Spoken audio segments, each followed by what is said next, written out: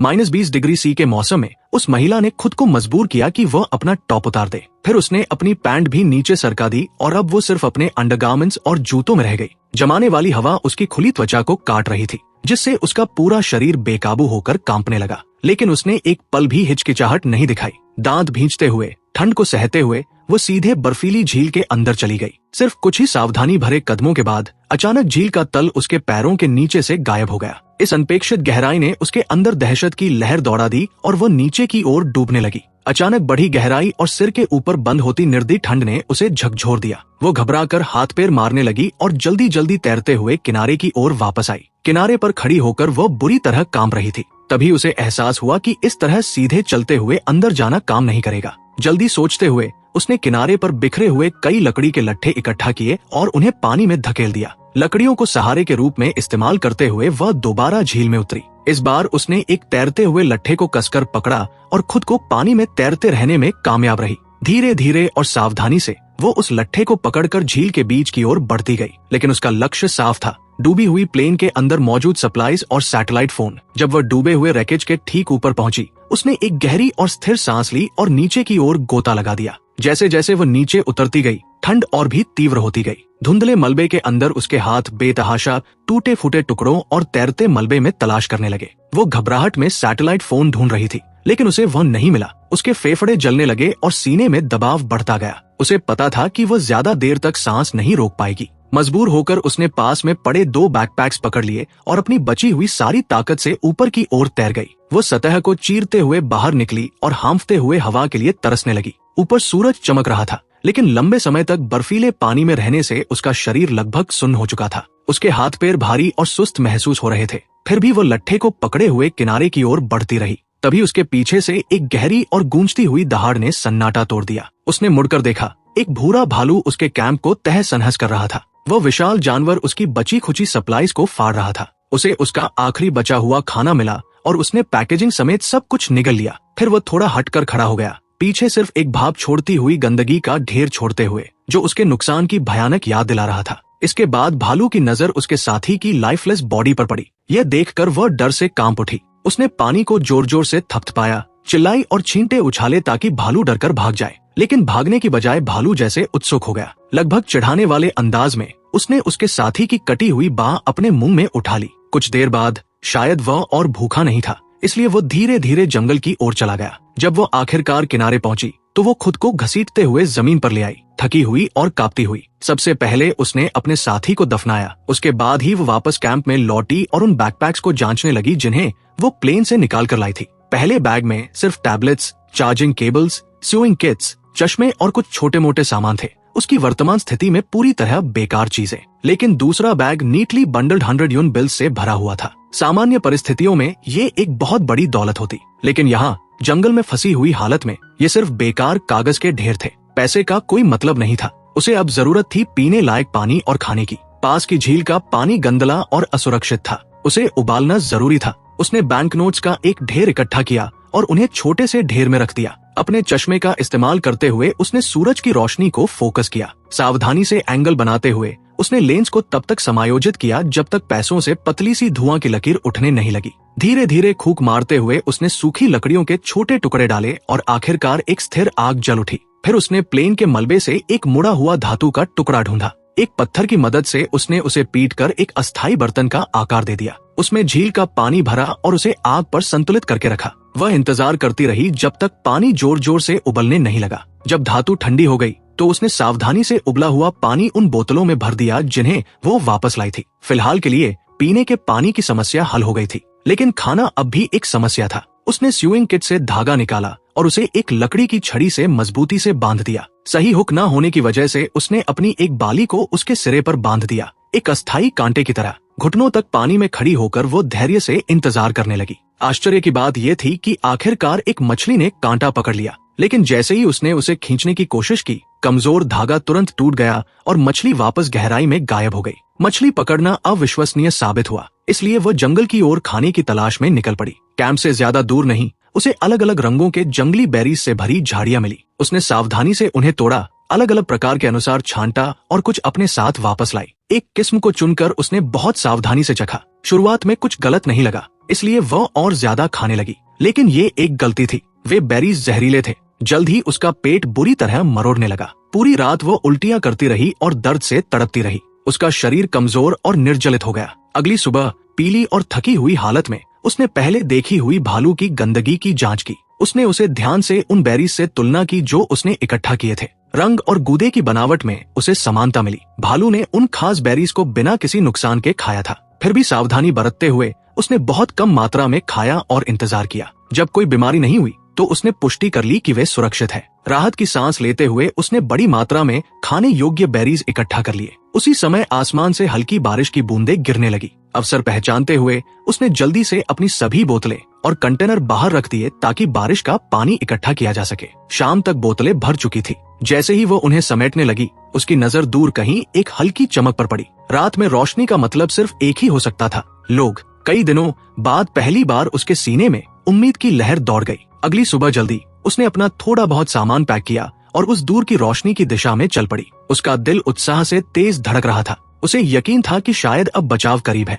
तभी उसने जमीन पर कुछ देखा, ताजे जैसे दिखने वाले पदचिन्ह हैं। उत्साहित होकर वह उन्हें फॉलो करने लगी, ये सोचकर कि वे उसे अन्य बचे हुए लोगों तक ले जाएंगे। लेकिन कुछ दूरी तय करने के बाद अचानक वह जमीन पर पड़े एक प्लास्टिक बैग के सामने आ खड़ी हुई। वो उसे परिचित लगा। वो वही बैग था जिसे उसने पिछली रात छोड़ा था। वो ठिठक गई। धीरे धीरे उसने चारों ओर देखा और भी बिखरे हुए बैग पहचाने, उसके अपने ट्रेल मार्कर्स। एक ठंडी सच्चाई उस पर हावी हो गई। घबराकर उसने अपने जूतों के तलवों की जांच की और उन्हें मिट्टी में बने निशानों से मिलाया। वे पूरी तरह मेल खा रहे थे। जिन पदचिन्हों का वह पीछा कर रही थी वे उसके अपने ही थे। असल में सिर्फ एक दिन पहले वह अपने बॉयफ्रेंड के साथ एक प्राइवेट प्लेन में यात्रा कर रही थी। लेकिन रास्ते में अचानक प्लेन ने नियंत्रण खो दिया और पास की झील में गिरकर क्रैश हो गया। जब महिला को होश आया तो उसने खुद को उल्टा लटका हुआ पाया। उसकी सीट बेल्ट से बंधी हुई और कॉकपिट में तेजी से पानी भर रहा था। डर से कांपते हुए उसने अपनी सीट बेल्ट खोली और किसी तरह बाहर निकलने में कामयाब हुई। फिर वह पायलट की सीट की ओर बढ़ी और उसकी सीट बेल्ट खोलने की कोशिश करने लगी। लेकिन उसके लिए ये एक और बड़ा झटका था। उसके बॉयफ्रेंड ने पहले ही प्लेन का दरवाजा खोलकर खुद ही बाहर छलांग लगा दी थी। वो स्तब्ध रह गई। जो आदमी हमेशा उससे प्यार और ख्याल रखने का दावा करता था, वही उसे मरने के लिए पीछे छोड़ गया था। लेकिन उसके पास इस बारे में सोचने का समय नहीं था, क्योंकि पानी तेजी से ऊपर चढ़ रहा था। उसने तुरंत पायलट को बचाने की कोशिश शुरू कर दी। लेकिन उसे ये नहीं पता था कि एक लोहे की रॉड पायलट के पैर में आर पार घुस चुकी थी और वो खुद को छुड़ाने की पूरी कोशिश कर रहा था। उसने बहुत संघर्ष किया, लेकिन वह निकल नहीं पाया। पानी लगातार ऊपर बढ़ता जा रहा था। आखिरकार पायलट ने हार मान ली और महिला से कहा कि वह अपनी जान बचाए और यहाँ से निकल जाए। अपने दर्द और डर को छिपाते हुए वो मुड़ी और झील की सतह की ओर तैर गई। जैसे ही वो ऊपर आई और हवा के लिए हांफी, उसने अपने बॉयफ्रेंड को मदद के लिए चिल्लाते हुए देखा। तभी उसे याद आया कि उसे तैरना नहीं आता था। भले ही वो उससे नाराज थी, फिर भी उसने उसे बचाने का फैसला किया। वो उसके पास पहुंची, उसे पकड़ा और पूरी ताकत लगाकर किनारे तक घसीट लाई। थकी हुई महिला जमीन पर गिर पड़ी, ये सोचकर कि अब सब कुछ ठीक हो गया है। लेकिन असली मुसीबत तो अभी शुरू होने वाली थी। कुछ देर बाद जब उसने अपने बॉयफ्रेंड को जगाने की कोशिश की तो उसने देखा कि उसका चेहरा पीला पड़ चुका था और उसका शरीर बर्फ की तरह ठंडा हो गया था। घबराहट उसके अंदर दौड़ गई। उसने जल्दी से उसकी जांच की और पाया कि धातु का एक टुकड़ा उसकी जांघ में धंसा हुआ था और घाव से खून बह रहा था। उसने अपने हाथ से उस धातु के टुकड़े को निकालने की कोशिश की, लेकिन जैसे ही उसने घाव को छुआ, उसका बॉयफ्रेंड दर्द से चिल्ला उठा। वह डर गई और समझ नहीं पा रही थी कि क्या करे। तभी उसने तुरंत अपनी बेल्ट निकाली और घाव के ऊपर कसकर बांध दी ताकि खून बहना रुके। लेकिन ये सिर्फ एक अस्थायी उपाय था। सही इलाज के बिना उसका बॉयफ्रेंड मर सकता था। उसने तुरंत अपना फोन निकाला और पुलिस को कॉल करने की कोशिश की, लेकिन कोई सिग्नल नहीं था। कॉल कनेक्ट ही नहीं हो रही थी। फिर उसने अपने बॉयफ्रेंड का फोन इस्तेमाल किया, लेकिन उसमें भी वही समस्या थी, बिल्कुल नेटवर्क नहीं। इसके बाद वो जंगल की ओर भागी, उम्मीद करते हुए कि शायद कहीं सिग्नल मिल जाए। वो एक पहाड़ी की चोटी तक चढ़ गई, लेकिन चारों ओर सिर्फ घना जंगल था और फिर भी कोई नेटवर्क नहीं था।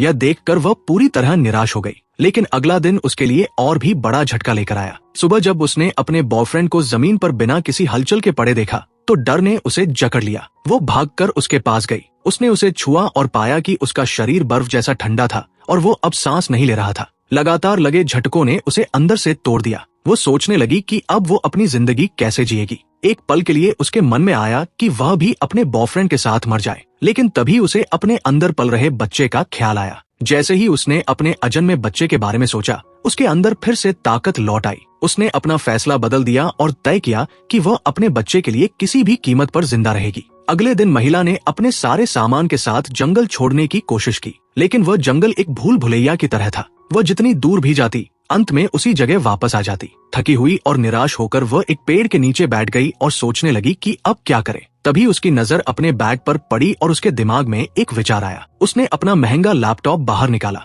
फिर उसने सोचा कि वह इन चीजों का इस्तेमाल जंगल में अपना रास्ता चिन्हित करने के लिए कर सकती है। उसने पैसों के बंडल जमीन पर फेंक दिए। फिर वह एक एक करके कैश को कचरे की तरह जंगल में गिराती हुई आगे बढ़ने लगी ताकि रास्ता याद रहे। लेकिन पूरा दिन भटकने के बाद उसने महसूस किया कि वह फिर से उसी जगह लौट आई है। अब उसे समझ आ गया कि बिना मैप या सही दिशा ज्ञान के इस जंगल से बाहर निकलना असंभव है। हार मानकर और थकी हुई वो वापस अपने कैंप में लौट आई। उसने अपने बैग से एक स्टील नीडल निकाली और उसे अपनी घड़ी के मैग्नेट से रगड़कर मैग्नेटाइज कर दिया। फिर उसने उस सुई को अपने ईयर प्लग में डाल दिया। इस तरह उसने एक साधारण कॉम्पास बना लिया। वो बहुत खुश हुई। उसे विश्वास था कि अब वो आसानी से जंगल से बाहर निकल जाएगी, लेकिन उसे ये नहीं पता था कि उससे भी बड़ा खतरा उसका इंतजार कर रहा था। अचानक उसे अपने पीछे से कुछ अजीब आवाजें सुनाई दी। वो डर गई और तेजी से भागने लगी, लेकिन भागते समय उसका पैर फिसल गया और वह एक गहरे गड्ढे में गिर गई। उसे नहीं पता था कि वो कितनी देर तक बेहोश रही। जब उसे होश आया तो उसने देखा कि उसका निचला शरीर एक बड़े पत्थर के नीचे दबा हुआ था।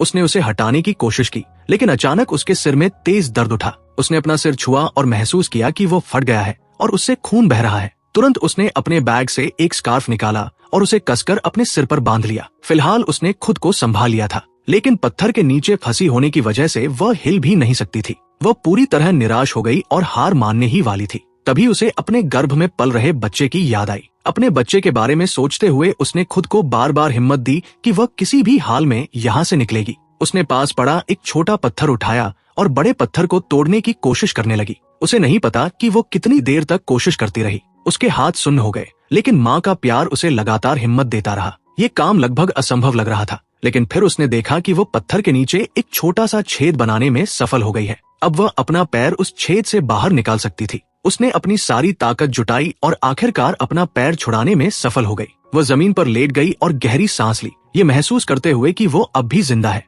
लेकिन असली समस्या अब शुरू हुई थी। जब उसने गुफा से बाहर निकलने की कोशिश की तो उसने देखा कि गुफा का मुंह उससे बहुत ऊपर था। चारों ओर चिकनी और फिसलन भरी चट्टानें थी। एक सामान्य व्यक्ति के लिए भी बाहर चढ़ना मुश्किल होता और उसके पैर बुरी तरह घायल थे। अब वो पूरी तरह टूट चुकी थी। उसने अपने अजन्मे बच्चे की तस्वीर देखी और जोर जोर से रोने लगी। उसे लगा कि इतनी कोशिशों के बाद भी वो फंसी हुई है। गुस्से में उसने पास पड़ा एक पत्थर उठाया और पूरी ताकत से दीवार पर दे मारा, लेकिन आश्चर्यजनक रूप से उस चोट से दीवार में एक छोटा सा छेद बन गया। महिला ने समय बर्बाद नहीं किया। वो तुरंत उस छेद से रेंगते हुए बाहर निकलने लगी। भारी मेहनत के बाद आखिरकार वह गुफा से बाहर निकलने में सफल हो गई। अब वो एक लकड़ी की छड़ी का सहारा लेकर लंगड़ाती हुई जंगल में आगे बढ़ने लगी। अगले कुछ दिनों तक वह लगातार चलती रही। जब भी वह थक जाती, रुक कर आराम करती। जब भूख लगती, रास्ते में मिले जंगली फल खा लेती। कई दिनों बाद आखिरकार उसे जंगल से बाहर निकलने का रास्ता मिल गया। उसे लगा कि अब वो सच में बच गई है, लेकिन उसके सामने एक तेज बहती हुई नदी थी। एक बार फिर वह निराश होकर जमीन पर बैठ गई। उसे समझ नहीं आ रहा था कि क्या करे। फिर उसने सोचा कि शायद वह नदी की धारा के साथ बहते हुए आगे बढ़े और कहीं मदद मिल जाए। उसने लकड़ी का एक टुकड़ा उठाया, उसे पानी में फेंका और उसे पकड़कर धीरे धीरे नदी के बीच की ओर तैरने लगी। वो धारा के साथ आगे बढ़ती रही, लेकिन जैसे ही नदी में एक तेज मोड़ आया, उसका हाथ लकड़ी से फिसल गया। अब वो सिर्फ अपना सिर पानी के ऊपर रखने की कोशिश कर रही थी ताकि वो डूब न जाए। तभी दो लोगों ने उसे देख लिया। वे तुरंत उसकी ओर दौड़े और समय रहते उसे बचा लिया। महिला बच गई। इस तरह उसने एक बार फिर मौत को हरा दिया और जिंदा रही। 6 महीने बाद वह महिला अपने पिता के साथ एक हॉस्पिटल पहुंची। वहां उसने एक स्वस्थ बच्चे को जन्म दिया। उसने उस छोटे मासूम बच्चे को देखा जिसे उसने अपनी जान जोखिम में डालकर बचाया था। उसकी आंखों में आंसू भर आए और उसने खुद से वादा किया कि वह इस बच्चे को कभी किसी भी तरह की तकलीफ नहीं होने देगी।